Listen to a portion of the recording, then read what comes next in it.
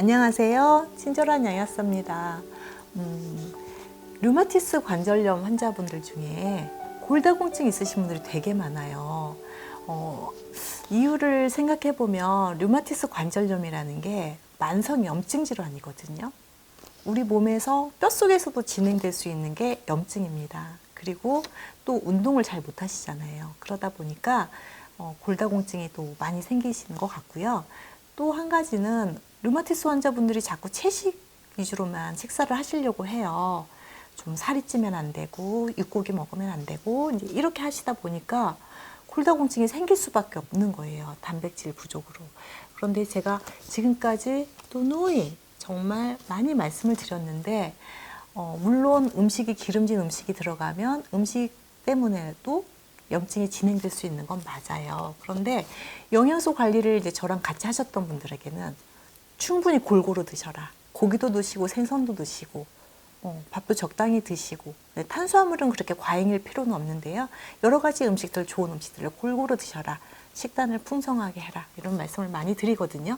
그러니까 음식에서 오는 염증보다 그거를 안 드셨을 때 생기는 부작용이 훨씬 저는 크다고 보기 때문에, 그리고 그 염증 방어는 또 영양소가 충분히 또 같이 방어를 해주고 있으니까 음식을 안 드셔서 생기는 골다공증, 골절되면 얼마나 힘들어요. 그리고 근육도 빠지고요. 그러니까 우리가 두 가지를 양자를 좀 균형감 있게 봐야 된다는 생각을 많이 하거든요. 이거 먹으면 안 좋아. 그래서 다 채식으로 바꿔서 살 다 빠지고 관절 연골에 활막 다 얇아지고 연골 다 마모되고 그러면 조금만 면역세포가 공격을 해도 통증이 어마어마하거든요. 뼈가 부딪히는 소리가 난다. 이거는 연골이 파괴됐기 때문에 그런 거잖아요.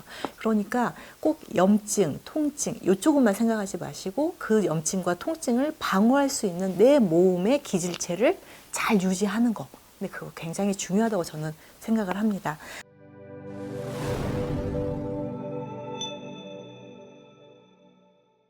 오늘 말씀드린 이분 같은 경우는요. 한 5년 전에 류마티스를 진단을 받으셨어요. 그런데 그전에는 어떻게 사셨냐면 평상시에 아픈 데가 별로 없으시고 잔병 치레도 없으셔서 굉장히 건강하고 소화도 잘 되고 이런 분이셨단 말이에요. 그런데 어느 날 갑자기 통증이 시작이 되는 거예요.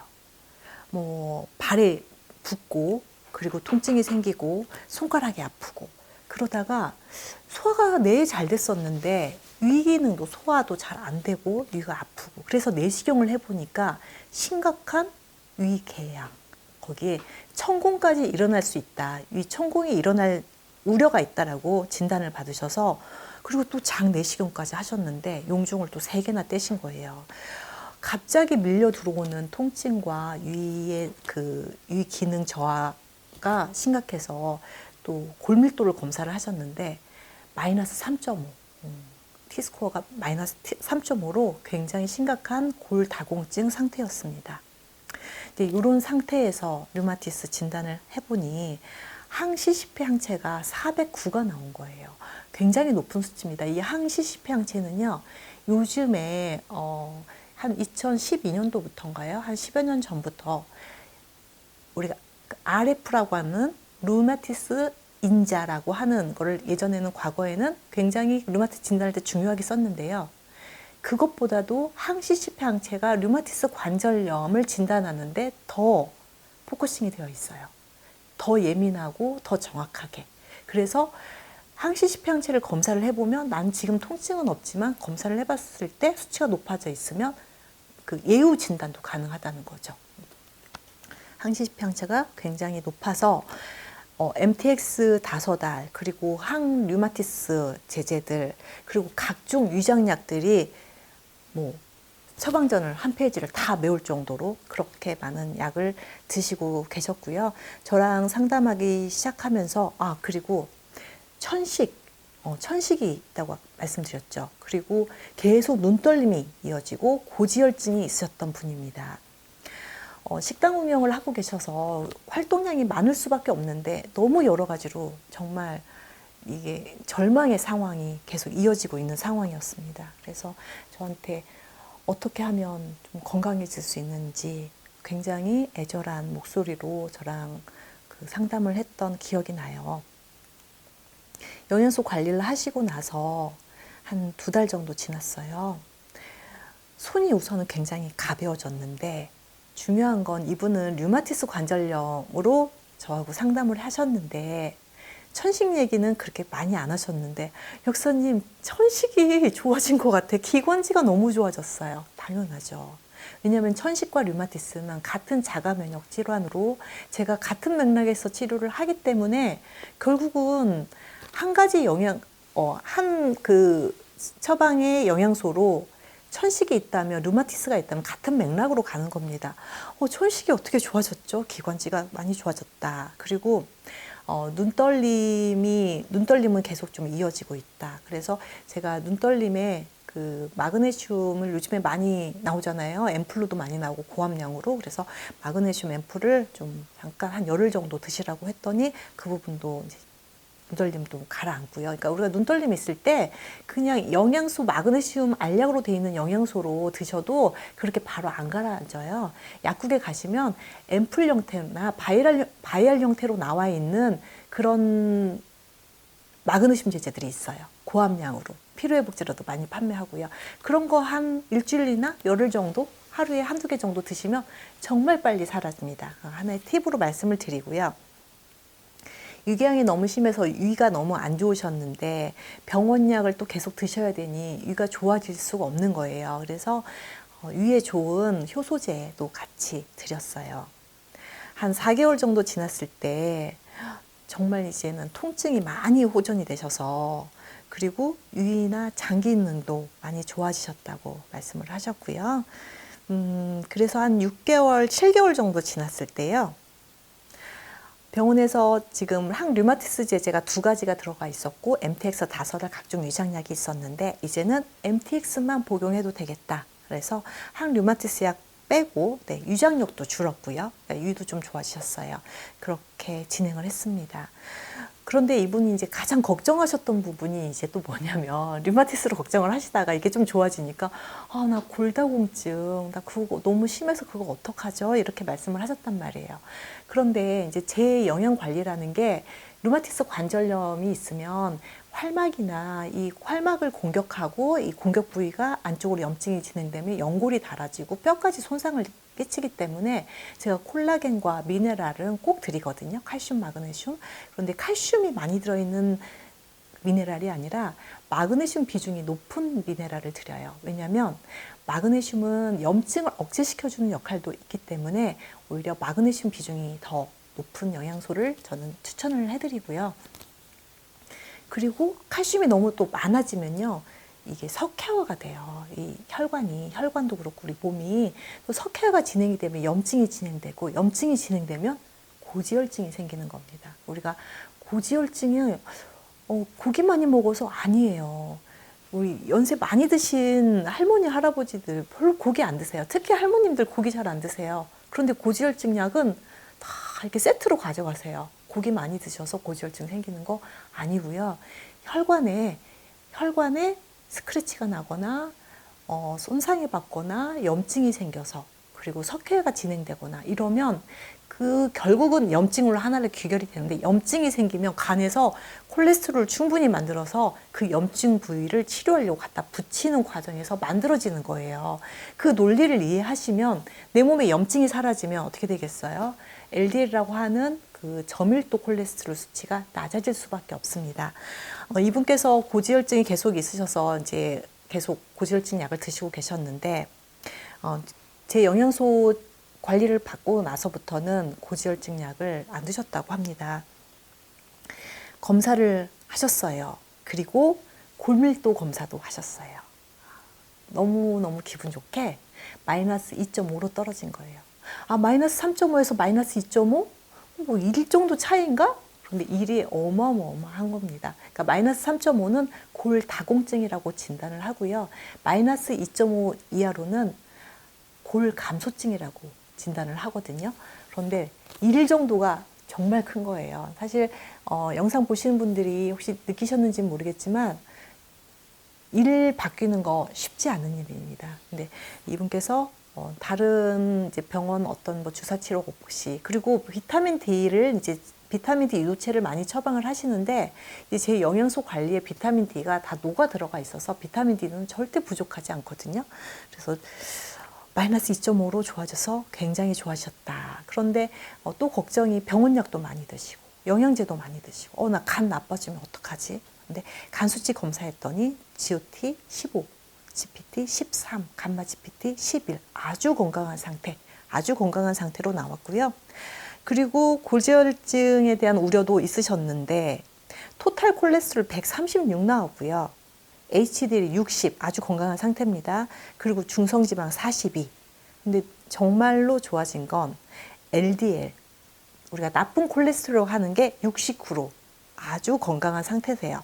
그래서 모든 수치들 골다공증 수치, 이 류마티스 관절염에 대한 그 통증 감소 이게 너무 좋아지셔서 이제 한시름 놓으신 거예요. 그리고 나서 영양소 관리를 안 하셨어요. 이제 좀 생활할 만하다. 그리고 또 경제적으로도 좀 어려움도 있으셨고요. 3개월 정도 쉬시다가 이제 아주 오랜만에 또 연락 오셔서 한 달 정도 또 영양소 관리하시고 또 쭉 쉬시다가 또 한 달 정도 관리하시고 그 한 달 정도 관리 두 번째 하셨던 거는 이제 골밀도 검사하고 나서 한 6개월 정도 지나서 다시 한번 한 달 복용하시고 검사를 하셨어요. 그때 간 수치도 GOT가 20 정도, 이 정도도 괜찮습니다. 그리고 GPT는 18. 그런데 또 간도 걱정인데 신장도 나빠지는 거 아니야? 이렇게 걱정하실 수도 있는데 GFR이라고 사구체 여과율, 그러니까 신장에서 얼마나 노폐물을 잘 걸러낼 수 있는지에 대한 기능을 검사하는 수치가 있거든요. 110이 나온 거예요. 연세가 60이세요.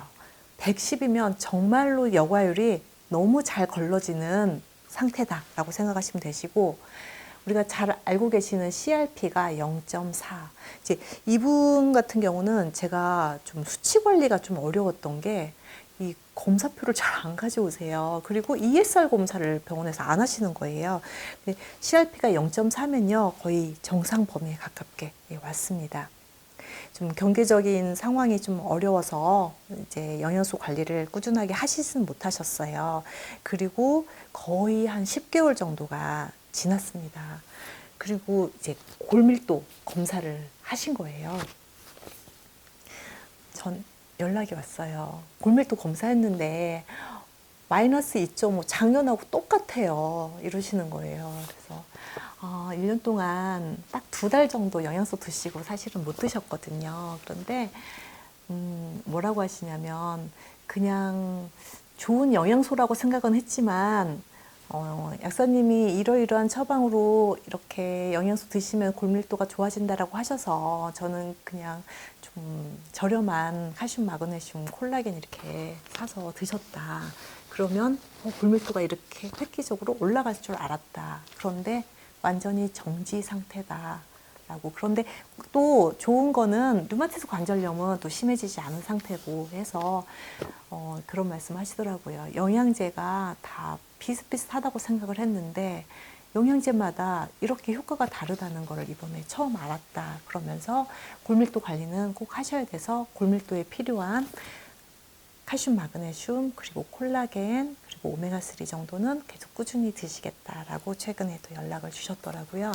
요즘에 그 건강기능식품이 많이 활성화됐죠. 그래서 정말 저가의 그런 그 건기식이 요즘에 많이 화두가 또 되고 있는데 사실 제가 약사로서 제가 진심을 다해서 말씀을 드리는 건데요.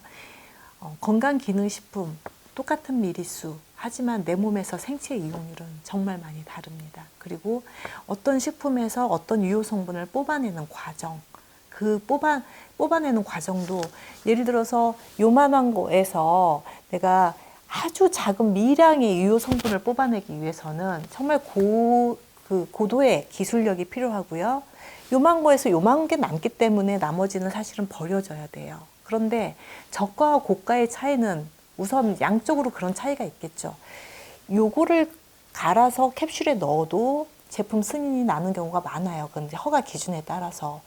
그런데 정말 좋은 제품은요, 여기에서 유효 성분만 어떻게든 뽑으려고, 그리고 유효 성분을 뽑아서 그걸 집약을 시키는 거예요. 기술력도 기술력. 그렇게 해야만 내 몸에서 들어가서 실제로 그 일을 제대로 할 수 있는데, 예를 들어서 우리가 쌀에 쌀룬이 좋다고 하는데, 쌀룬이 섞여져 있는 쌀을 갈아서 캡슐에 넣으면 그게 사실은 쌀밥이지 쌀룬 영양소는 아니잖아요. 그런데 좋은 영양소는 어떻게 될까요? 쌀을 걷어서 쌀로만 하나씩 다 걷어내야 되고 그거를 캡슐로 담아내는 거예요. 차이가 엄청난 겁니다. 그러니까 캡슐 안에 요만큼 조금 들어있어도 허가가 날 수 있는 기준들이 굉장히 범위가 넓어요. 그런데 좋은 영양소와 그렇지 않은 건강기능식품은 너무나 차별화됐기 때문에, 그래도 뭐 쌀 가루라도 드시겠다 그러신다면 뭐 저가에, 아주 저가의 그런 영양소를 섭취하실 수도 있겠지만, 저는 이왕 우리가 밥이 아니고 내 몸을 건강을 위해서 드시는 거라면 좋은 제재 조금을 드셔도 다른 부수적인 내 몸에 굳이 필요하지 않은 다른 영양 성분들이 같이 들어있는 제재, 오히려 예를 들어 제가 쌀로 비유를 드렸지만 우리가 계속 탄수화물 좀 줄여가면서 단백질은 좀 올리자라는 그런 방향으로 가고 있는데, 쌀론이 좋다고 쌀을 드시는 건 말이 안 되는 거잖아요. 그런 것처럼 영양소를 만드는 기법과 공법과 그런 전문가들은 어떤 좋은 질 좋은 영양소를 만들기 위해서 굉장히 수없이 지금도 연구하고 있습니다. 그러니까 너무 싸다고 저가니까 편하고 좋아, 먹으면 다 똑같겠지, 그게 아니라는 말씀을 오늘 꼭 드리고 싶었어요. 오늘 경청해 주신 여러분 감사드립니다.